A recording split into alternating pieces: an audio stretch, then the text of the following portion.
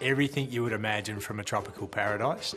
The climate's fantastic, the water is crystal clear, and the people are fantastic. So I think we feel lucky just about every day. It's Friday morning on Pompeii in Micronesia, and the Milburn family is pushing it to get to the airport. Yes, yeah. It was a bit of rushing, and and in fact it was kind of funny because my daughter was holding us up, and everyone got a bit cranky in the car. Adam Milburn is catching Air Niugini flight PX73, the start of a long journey to pick up his teenage daughter Amelia from Adelaide. She comes up for her school holidays, and so I was flying back to Australia to pick her up, which seems a bit extreme, but there's no easy way to Micronesia. Journalist Bill James is also on the multi-stopover flight to the neighbouring Cook Islands. And they brought me my apple juice. It's only an hour flight. It's almost not even that. From his seat in 24F, Bill becomes very concerned as they're coming into land. I realized we were suddenly lower than I'd ever experienced in the maybe 25, 30 flights I've ever flown into Chuuk, and it worried me. The pilot undershoots the runway by 145 metres, crashing the Boeing 737 into Chuuk Lagoon.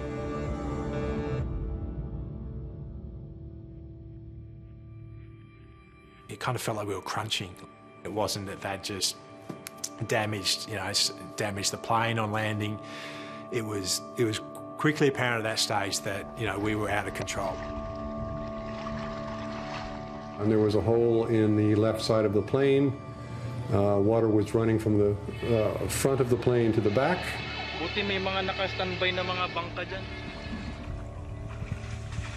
And then the cabin crew had obviously got out their harnesses and their seats and had come down the aisle and were telling people to sit down. And were they calm or were they shouting? No, they were shouting, and there was panic in their voice. You could hear the panic in their voice. Adam notices most passengers around him have head injuries.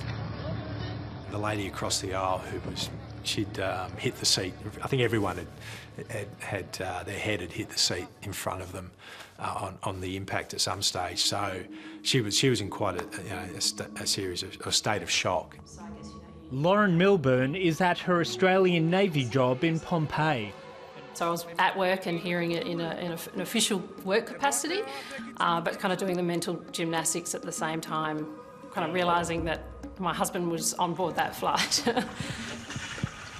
I stepped out onto the wing and there was a gentleman there.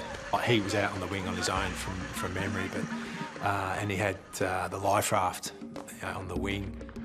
With no crew in sight, Adam, an ex-Navy clearance diver, makes the split-second decision to evacuate passengers. I can't recall if he actually took my hand as I stepped out of the plane. I remember him being very calm, which seemed to be a bit contagious, and other people kind of grabbed onto that. Hey, careful, because I don't know how deep this is. It's really surreal to watch it. I mean, it's obviously completely unnatural for a plane to be in the water like that. Hey, over here! In an extraordinary stroke of luck, US Navy divers are nearby and rush towards the wreckage. There I am, yeah, okay, interesting. I remember coming in and chatting to the guys and seeing one of the guys with a face mask and just saying, look, can you guys go down the back? But as you can see, it's really dark and the water level's quite high. Yeah, there's going to be jet fuel here soon. Yeah, we need to get the out of this shit. Local fishermen begin ferrying the injured to hospital. They were either just insanely crazy for coming out to a sinking plane or just insanely brave. But whatever the reason they came out, I will never forget it. Finally on shore, Adam texts Lauren to say he's safe. I pulled the phone out, not expecting it to be working, and it was. And so I was able to send Lauren a text, and that was really important. Hours later, Air Niugini puts out a statement which says all 47 passengers and crew have been evacuated safely.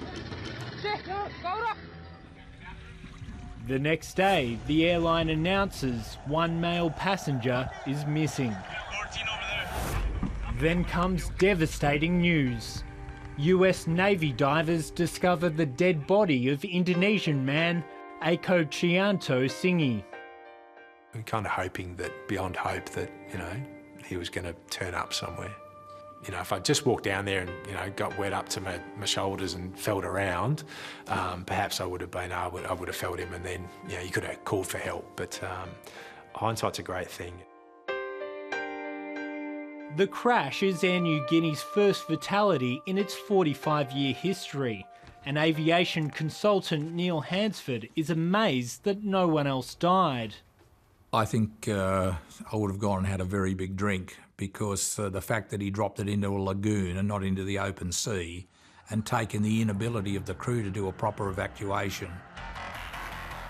Authorities investigating the crash have recovered the flight data recorder and voice recorder. There are conflicting reports about the weather.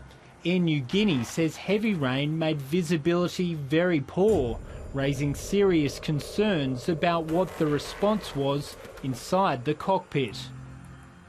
And let's face it, he only dropped it into the lagoon 145 metres short of the runway. So he was too low for a very long time. And I think what was probably playing on his mind, as they only had 6,000 feet of runway.